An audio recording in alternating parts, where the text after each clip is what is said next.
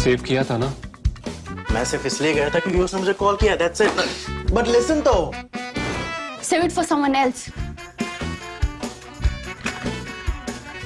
जिंदगी में सेव करना जरूरी है, मगर जब बात पैसों की हो, सिर्फ सेविंग से काम नहीं चलेगा। इक्विटी म्यूचुअल फंड्स में इन्वेस्ट कीजिए और अपने सेविंग्स को आगे बढ़ने का मौका दीजिए। Mutual fund investments are subject to market risks. Read all scheme-related documents carefully. The State Assembly of Punjab, where Aam Aadmi Party is in power and in a vast majority, they passed a law. In fact, they passed an amendment to a law, a pre-existing law. This is the Punjab Police Act. They amended Section 6 of the Punjab Police Act, giving themselves the power, giving the state government the power to appoint its DG of police, its police chief. Now, you might ask me, the immediate question might be, what's the big deal? Because under our constitution, under 7th schedule, law and order comes under the state list. So why should a state not be able to appoint its own Director General of Police? Now there are complications there and states do not no longer have the power to do that directly. That's the reason Punjab government has moved in and passed this law. This law obviously was passed with a big majority, and this law said that this amends Section 6 of the Punjab Police Act to say that the provision of this section, this is the text of the amendment, the provision of this section, namely Section 6 that lays down the new procedure, the provision of this section shall prevail notwithstanding anything contained in any judgment, order or decree of any court. Now, this is a description pregnant with a lot of interesting stuff and a lot of important stuff. As you may have figured, what this means is that the Supreme Court has passed two orders, generally called the judgments in the Prakash Singh case. Mr. Prakash Singh is one of our most respected former police officers, very senior officer, top officer, who went to the Supreme Court asking for reform in the functioning of the Indian police and also for reduction of government or political interference in the functioning of the police. So the Supreme Court passed one order in 2006 which laid down 7 directives, and then because there was no clarity, a lot of the Supreme Court judgments over the years have tended to be more like editorials, right? That's like, aapko ye karna chahiye, ye nahi karna chahiye, you shall do this, you should not do this. But they are not always enforceable orders. That's my complaint with the Supreme Court and its orders, and that is something that I've stated often enough editorially. So this first judgment came in 2006. Each judgment was delivered by a bench headed by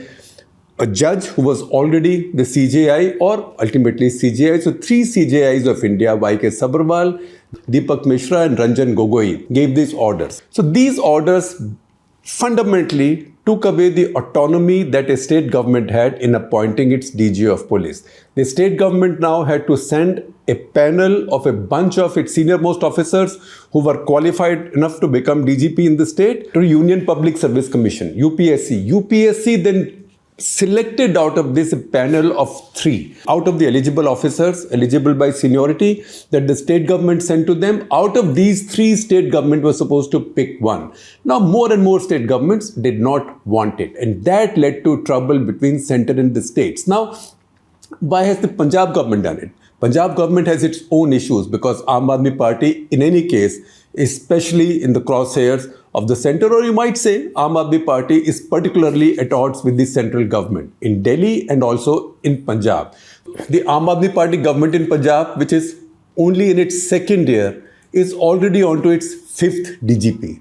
One it inherited from a Congress government, then it had 2 officiating ones, then 1 empaneled one, it removed the empaneled one, and now it has an officiating one.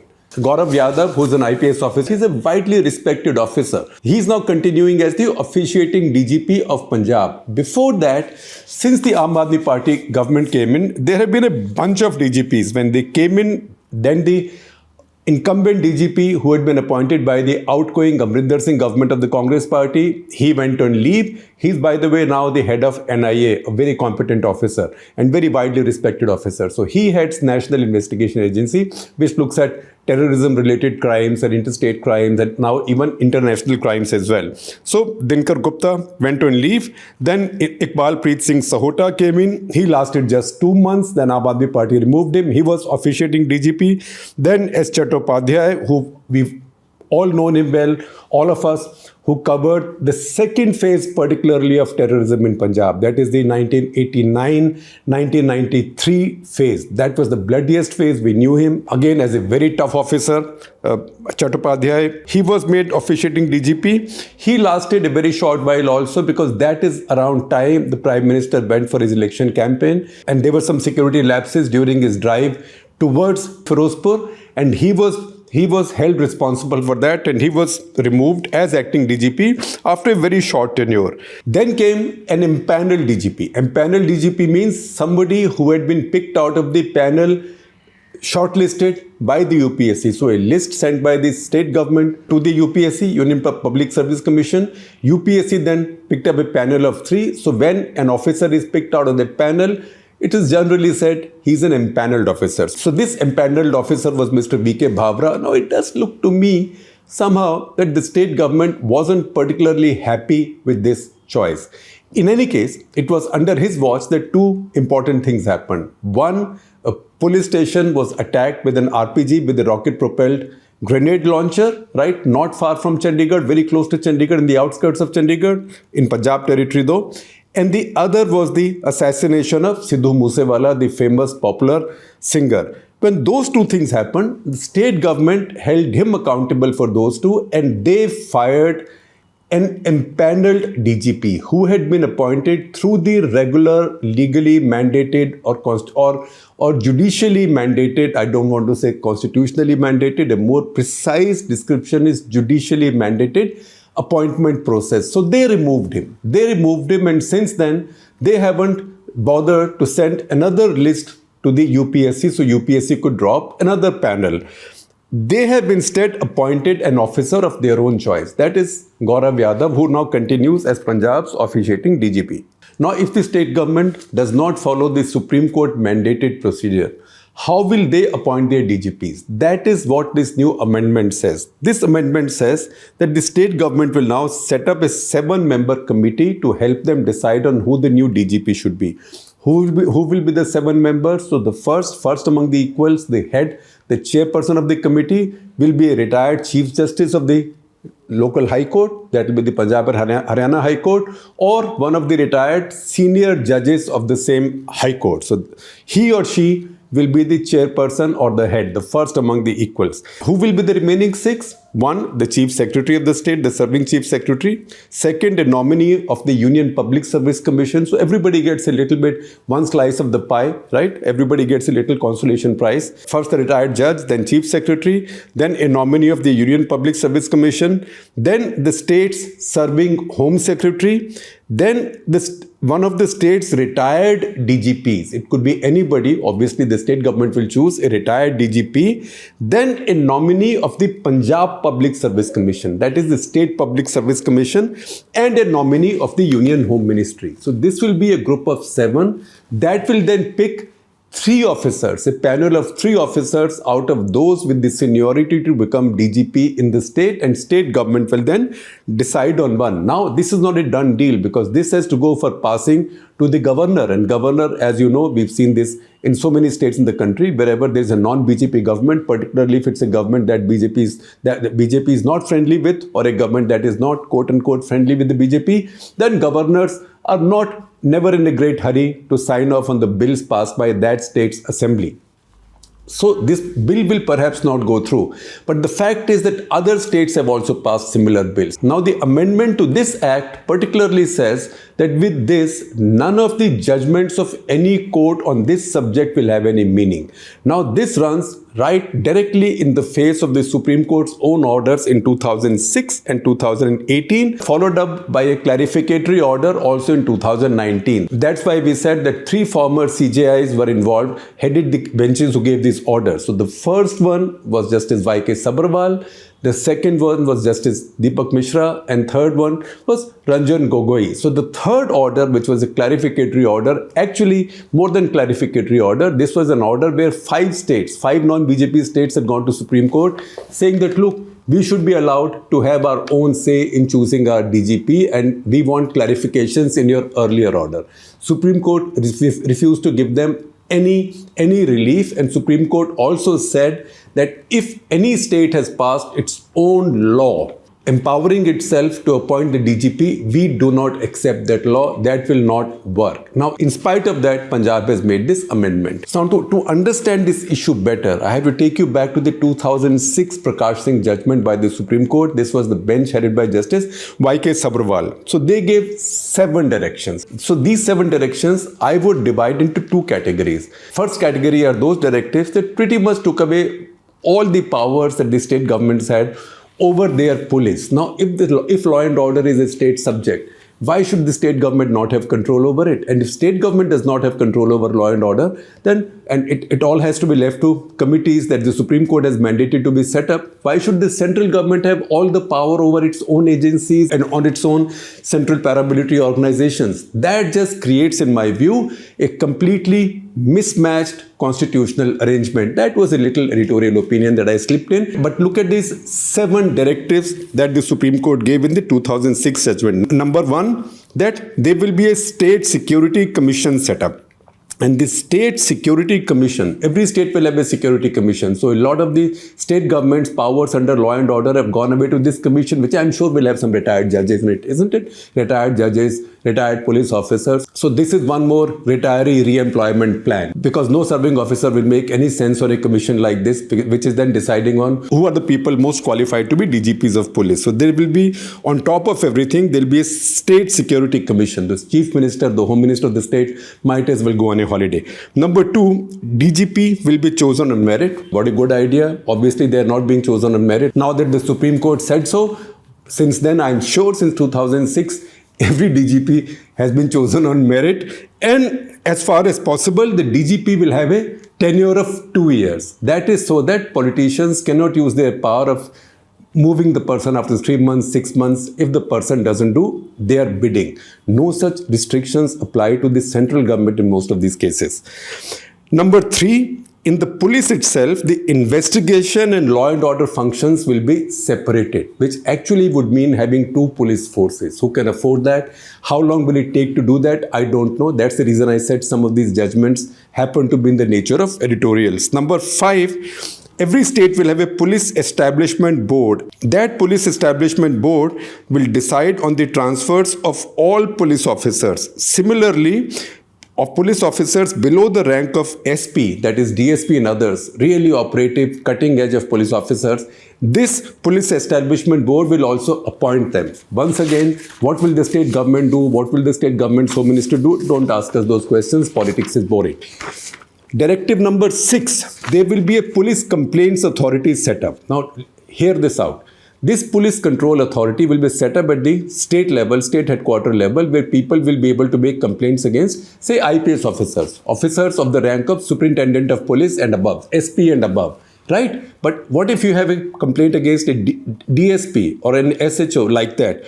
All those complaints will go to similar committees set up in each district. Now, can you imagine setting up these committees, mostly of retirees in each district, where you could take complaints, anybody could take complaints against a serving officer? In my view, most of these, if they were set up, it's a good thing these have not been set up. None of this has been set up, because if these were set up, unfortunately, all of these have the potential of becoming ATMs. And instead of helping the functioning of police, instead of making the functioning of the police cleaner, these will make it more cluttered and dirtier, besides indeed destroying the center-state balance of power in the federal system that the framers of the constitution might have intended. And finally, they said, number 7, directive number 7, that there will be a National Security Commission set up, an NSC, which will then do a short listing for the likely heads of central police organizations, right? No such thing has happened. No such thing is likely to happen. Do you really think Modi government or any central government,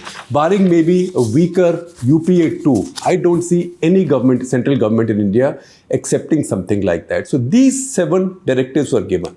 Most of these were not implemented. So Mr. Prakash Singh, being an idealist that he went back to Supreme Court, and Supreme Court then issued a second order in 2018. In that, they clarified a few things, and that's where they said specifically on the DGP's appointment. They said the appointment of the DGP will take place according to the procedure that I explained to you earlier. The state government, 3 months before a new DGPs to be appointed. State government will send a list of all eligible officers. UPSC will make a short list of 3. State government then pick up 1. Now, before I tell you in some detail what happened in the 2018 order, let me read the para in the Punjab government's amendment explaining and justifying the amendment. This para, and I quote from the amendment, it says, quote, "It is necessary to put in place a proper mechanism for selection/appointment and removal of DGP, which takes into consideration the peculiar challenges faced by the state of Punjab by virtue of being a border state." Right? Now that's a reasoning that many other states could use in the country. Many other states are border states. And in fact, even a coastal state, say Karnataka, and you will have that problem, this challenge coming up in Karnataka, because that also has a Congress government now, a government that's hostile to BJP and vice versa. Anybody could use the same reasoning to pass a similar law. Now, what is it that the Supreme Court said in its 2018 order, which was to provide clarity for the 2006 order? So an order is given, 12 years later, Supreme Court gives another major order providing clarity, knowing that nobody is quite following the 2006 order. So the next order now said, so first of all, that the state government has to send a list of probables in terms of seniority and eligibility of officers for the rank of DGP 3 months before the vacancies arising, and this list comes to the UPSC. Then UPSC has to speedily respond to the state government, giving them a short list of 3. Then, as far as possible, UPSC has to see and the state government has to see that the merit and seniority are taken into account, and yet taking into account merit and seniority, the officer chosen has a tenure of a minimum of 2 years. It's not mandatory, but once again, it's an editorial. So this is something that you should do. It will be good for you, and this is the spirit of this order, right? Next point, the state will appoint one of these 3 as the DGP. Next point, point 5, no state will appoint an acting or a temporary DGP. Now that is the most fun point, and I will go into that in a little bit more detail in just a minute. And finally, the 6th point, they said that if any state has passed any laws which militate against our orders of 2006 and 2018, then those laws will be suspended. So now, instead of following the spirit of this order and keeping those laws suspended, in fact, you now have a state which has passed its own law saying precisely the same thing. Now see what's been happening in the states. And I particularly said that the most fun part of the 2018 judgment was the court saying that you cannot have an acting or officiating DGP. Now see what's been happening. See Maharashtra, after the MBA government came to power, Subodh Jaiswal, who was the DGP, he was moved to Delhi as the head of CBI. As he was moved to Delhi as the head of CBI, state government appointed Sanjay Pandey, another IPS officer, as its DGP, as its officiating DGP. Now, following this, UPSC sent a short list in 2021 to state government. That short list did not include Sanjay Pandey's name. Now, what was the state government's explanation to the question that, look, Supreme Court said you cannot appoint an officiating DGP, you have to send a list? They said, look, Subodh Jaiswal still had tenure left in our state, so we were not prepared to find a replacement for him. The center suddenly took him away to Delhi to head the CBI, so we didn't have the time to prepare. But meanwhile, they appointed an officiating DGP, and he continued for 11 months until March of 22, when the High Court, Bombay High Court, removed him in an order where he was described as the blue-eyed boy of the government. See again what happened in Jharkhand, again a non-BJP government. Jharkhand, December 29, the new government came to power. They removed the UPSC appointed empaneled DGP KN Chaube. KN Chaube was removed, although his tenure remained till 30th May of 2021, but he was removed in December 2019 as the JMM Congress coalition government came into power there. They appointed M.V. Rao as acting DGP until March 2020, and then Neeraj Sinha was appointed as his successor. UPSC said no to sending a new panel to the state government, protesting the fact that KN Chaube, who was chosen from the shortlist sent by UPSC earlier, was fired by the state government while he still had his tenure left. UPSC now refused to send a panel to the state. July 2021, Supreme Court issued a contempt notice to the state government, after which an empaneled DGP was appointed. So freely in every state, governments have been appointing their own officiating DGPs, never mind the Supreme Court order. Punjab, we told you about already. Punjab is now, this Aam Aadmi Party government is on its 4th officiating DGP already.